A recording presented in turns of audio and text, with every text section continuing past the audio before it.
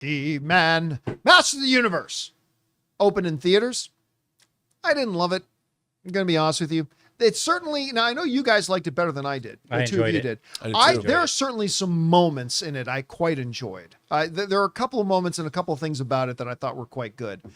But overall, I just felt it was a little too cringy in too many parts for me to, I didn't hate it, but didn't love it either.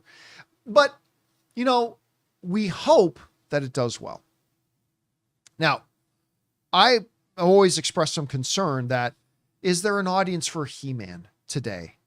I just don't know that there was. There have been some criticisms about the marketing campaign. I thought the last trailer they put out was clearly the best one they did, and they should have led off with it, but it is what it is.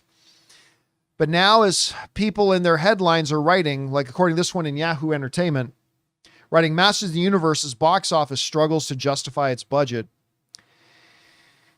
Masters of the Universe cost somewhere around $170 million to $200 million to make. This movie needs to make somewhere in the $425 million range to break even. The movie had an opening weekend of $29 million. Worldwide, it's made $54 million. I know it's early, but we can call it now. Masters of the Universe is an enormous flop. Which is not, I mean, to me, it's like Mario Brothers. I'm so happy that it's made $1 billion, even though I don't love it, but I'm super thrilled. I wanted to see Masters of the Universe succeed, especially for the director who I adore, Travis Knight. I think he's great. Can't wait to see his new one that he's got coming out with Leica. But there's no other way to paint this. This is a tremendous flop. This thing is going to lose a lot of money. And it's unfortunate, but not surprising. I didn't think it was going to do great. I thought it would do better than this. But it hasn't done great. And I think when you step back, yes, we can look at the marketing campaign. Yes, it can be, Idris Elba, sure. But I mean, you cast the main guy as an unknown, and that's fine. That can still work. But to me, there was a bigger issue. Who cares about He-Man anymore? We talk about Mario Brothers, right? And you can say, well, Mario Brothers has been around since the time of He-Man. Yeah. But literally, there have been 70,000 different Mario things. Literally, for every generation, there's been new Mario stuff that people have enjoyed and loved every step along the way. People in 1990 were playing a very different Mario game than the people in 1999 or 2005 or 2015 or 2020, where there was Mario Kart or Luigi's Mansion or whatever. Like it's always been multi-generational, a place with huge popularity spanning decades. He-Man was a cartoon in the 1980s. Early 80s, too. Early 80s. Now, you can say, no, John, wait. No, there have been other He-Man stuff, never with any degree of popularity. Yeah, like Netflix. None with any degree of Cartoon pop Network. cultural footprint or popularity. None. Even the Kevin Smith one didn't really, I'm not commenting on its quality. I'm just saying it didn't make any impact whatsoever. It was a throwback to an old animated show that doesn't have a lot of transference to modern culture. Now, that didn't mean the movie couldn't be great and that it couldn't have succeeded, but I just think that was a huge headwind against it that it clearly was not able to overcome. I was hoping it would, but it just really wasn't. And again, to me, the movie not being all that good isn't going to help it much in its second weekend. And I'm predicting 16? a Mandalorian type drop for weekend number 2. I'm predicting like 65% or bigger weekend number 2 drop. Which that's a sucks. big drop off 29. Yeah, especially with so few people seeing it week 1. Yeah. Anyway, Rob, you saw Masters of the Universe. You liked it more than I did. When you're looking at these results that we have here, what are standing out to you in your head as like what we can point the finger out as why did this happen? What's the postmortem on this? Well, I think your idea about, He-Man not translating to the modern. See, here's the thing I thought the people that Travis Knight and as I talk about Guy Dice's production design, the look of this movie, the actors in the movie, everybody who made this movie understood the assignment. I think that they succeeded in doing exactly what they tried to do, which was honor the early 80s show. But that, like you said, there's no translation to the modern age. I look back at a show, I'll tell you, go with me on this. I think you'll know what I mean. The original Battlestar Galactica in the 1970s was clearly a ripoff of Star Wars. They were trying to cash in. The creators admitted there was a lawsuit, yes. and they lost.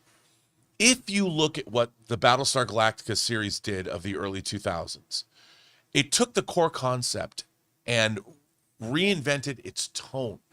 And it had all the elements that the original had, but it made it far more adult. It really turned it into something existential that spoke to a post 9/11 world.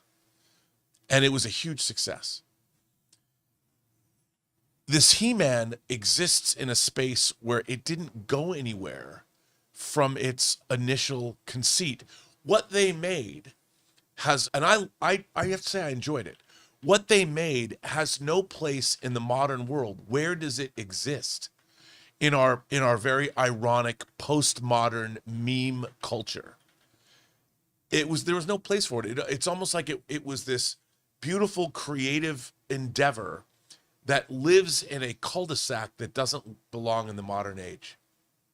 So there's no audiences to go see it other than the people that are nostalgic for what He-Man was in the early 80s. And let's face it, what He-Man was in the early 80s wasn't exactly great. It's funny. When we came out of here, Anne, my wife Anne, liked the movie a little bit more than I did too. And she'd mentioned she'd never watched any of the old He-Man things. So the other night I was on YouTube and I noticed, there's a full episode of He-Man I came across. So here's a little bit of it. Oh, did it come across as cheesy? But to your point, this is one of the most damning things, not only for the movie, but its potential future. Your point about how really the only people interested in these are the people who had kind of nostalgia for it, right? Here's the number. Do you know what percentage of the audience that went to see Masters of the Universe was under 18? Which should be a huge number, by the way. 11%. Guys, listen to that number again. I don't want this to be lost on you. This is the biggest nail in it. Out of all the people, as few as they were, who went to go see Masters of the Universe, only 11%, according to Deadline, of the audience was 17 or younger. 11%. This franchise has no future. So there's two things I can tell you right now.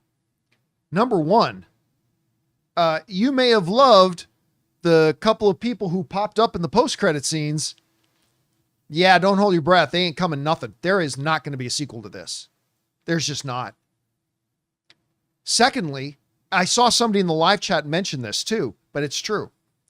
You know what? One of the other unfortunate repercussions of this, any of y'all out there who is still holding out hope for a live action Thundercats movie?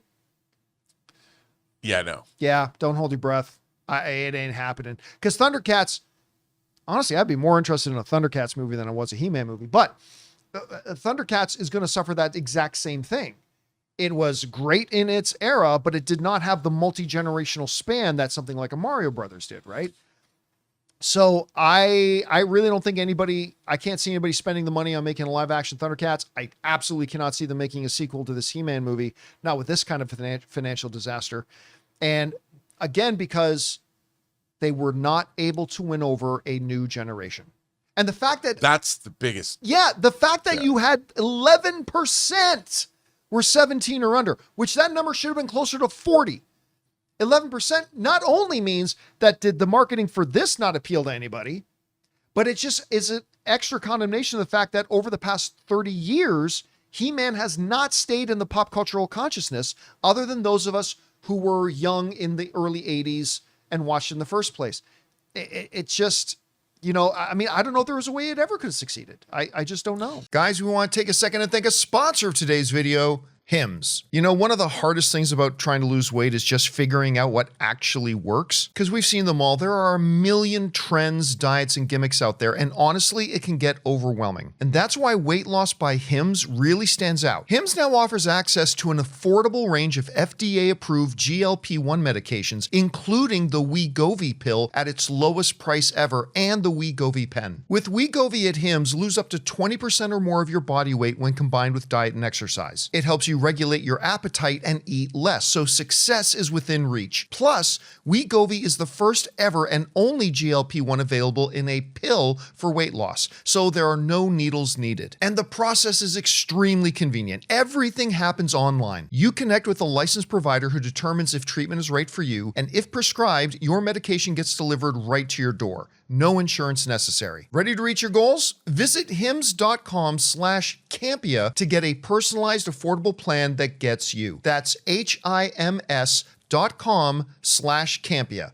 hims.com/Campea. Based on advertised cash price for 30-day supply of medication only. Membership required, fee not included, and billed separately. Weight loss by Hims is not available in all 50 states. Wegovy is the registered trademark of Novo Nordisk A.S. To get started and learn more, including important safety information, Wegovy clinical study information, and restrictions, visit hims.com. Well, what's interesting too, though, is that you think about the overall, like the sword and sorcery, fantastical fantasy genre has not gone anywhere. You know, Lord of the Rings in the early 2000s, and then you see things like the Warcraft movie didn't really work that much, but the idea of we're going to get the Zelda movie, sword and sorcery fantasy has not gone anywhere. But it has to grow, and you have to give audiences the kind of fantasy that's popular now. And this is a kind of throwback. Like, you, as much as I love 1980s Flash Gordon, and there's a lot of people that love it, you can't make Flash Gordon that way today. You have to figure out, how do you make a post-millennial, Gen Z, post-meme culture Flash Gordon and make it work? And that's a hard thing to do. And we're seeing in theaters right now, you know, the Backrooms mythology belongs to the younger generation. You go to that theater, I've been there now 2 weeks and seen people are still flocking to see Obsession and Backrooms. And Backrooms is a mythology that belongs to 2019 and after. He-Man is a mythology, like you said, that belongs to people from 45 years ago.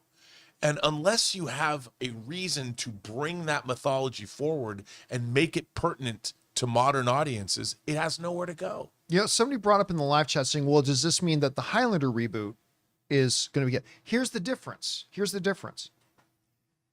The fact that only 11% of the audience was 17 or younger showed that they were not able to capture a new generation with this. All the marketing of Masters of the Universe felt like it was relying heavily on, hey guys, it's that cartoon you used to love. The hope, because Highlander could crash and burn too. It looks awesome, by the way. The stuff they showed us at CinemaCon looked real good, but it could absolutely fall on its face. The difference is, when they start marketing Highlander, it's not going to be, hey guys, remember the old Sean Connery Highlander movie?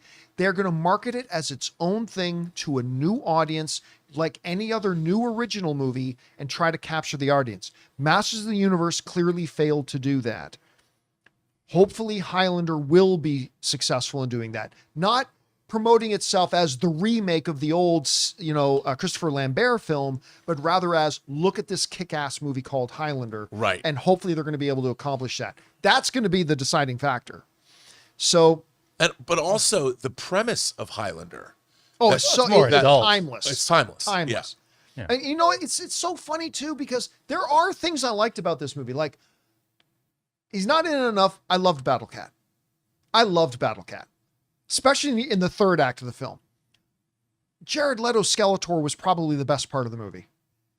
And I'm not going to give, for those of you who didn't see it, there's this little sequence that on paper should have been beyond cringy. But it's Skeletor and Office Space. There's a whole sequence of Skeletor in Office Space, basically, that on paper, if I read the script, I would have gone, you can't shoot this. But I thought was really good in the movie. No, I thought there was a lot to love about this movie. It just belonged to a different time, not today. So we'll see. We'll see what happens. But the end of the day, nobody cared about going to see Masters of the Universe. And kind of hoping that the marketing campaign could have done otherwise. Anyway, guys, question is for you. What do you think about this? Masters of the Universe opened under $30 million. It needs around the 400, a little north of the 400 million mark to break even. And I mean, clearly, I don't know if it's going to get halfway there. Whatever you guys think about all this, jump down to the comment section below and let us know your thoughts. Hey guys, thanks so much for watching this video. Make sure you like the video, leave a comment, and subscribe to our channel. And don't forget, we have a daily podcast called the John Campea Show podcast, available on Apple Podcasts, Spotify, or your favorite podcasting app of choice. Go and subscribe to it today so it'll be there when you need it.